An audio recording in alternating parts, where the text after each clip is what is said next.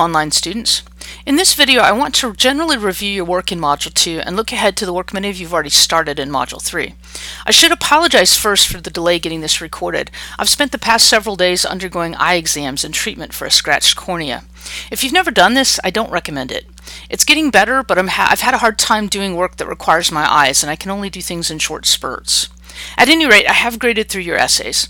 I should say first that the grade on the draft is not reflective of the quality of the writing, so don't expect an A+ on your final paper just because you got one on your draft.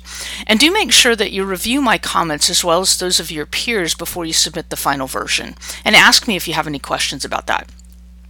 In general, the essays for this first module tend to fall into three categories. First, there are ones where people are trying to give general advice to the reader. Second, there are ones where people are trying to cover too much ground at once and fit their remarks into the neat 5-paragraph essay format that they learned in high school. And third, there are ones where people are trying to craft a thesis statement that's so vague or obvious that it can't possibly be disagreed with. And any of these things can really hold you back. What I advise most of you to do is think more about your own process and let go of trying to give generic advice. As you're looking back through your drafts, think about stuff that you're not sure about and explore it. This is contrary to what many of you did in high school, where you were trying to prove your thesis and you worked really quickly to a conclusion that you could defend, perhaps in a class period of timed writing. This assignment is really about trying to think through an issue with your writing. So going to areas where you express fear or confusion can actually make for much more interesting writing and for new insights.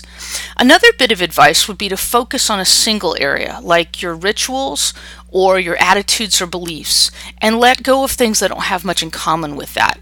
A lot of you have expressed some interesting insights on the discussion boards, so look back at those and see if some of that material gives you ideas. And of course, look back at your notes and your journal work for these. I should tell you that even now, these essays can be revised again, so don't let yourself get paralyzed by perfectionism at this stage. You should know, too, that Weirich's explanation about different parts of an essay covers more chapters than I could rush you through in 2 modules. So you'll have more ideas to consider, particularly about how to introduce and conclude your essay as you get to those chapters in modules 3 and 4. And I'm also happy to meet with you for a conference. Now let's take a look real quick at the course calendar for Module 3. All of this is due on June the 14th. As you can see, this isn't really too bad. In Lesson 1, you're reading this essay by Straub. And I have to tell you, this is one of my all-time favorite essays on student writing and response. Make sure that after you've read this, you click here on the PDF to read it, come down here to the discussion board. Make sure you do both parts of this for full credit on this special discussion board. And ask if you have any questions about it. Now in Lesson 2, you're doing the actual peer responses. The first thing I tell you to do is make sure you watch both of these things, this demo video and this lecture. They are not the same thing. The lecture talks more about sort of general advice about what to say in responses and how to sort of behave yourself there and what you're looking for. This one, the demo that's up on the top, gives just the nuts and bolts about how to navigate PeerMark. So if you're having any difficulty, first make sure that you're using Chrome and you've turned off your pop-up blockers.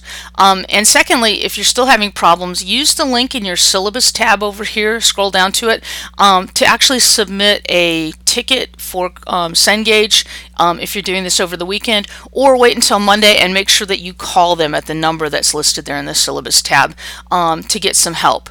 Now this assignment's going to close on at 11:59 p.m. on June the 14th so that the responses can be released for all of you in Module 4. I hope this has been helpful, and please contact me with any questions. Thanks very much for your hard work thus far on the course.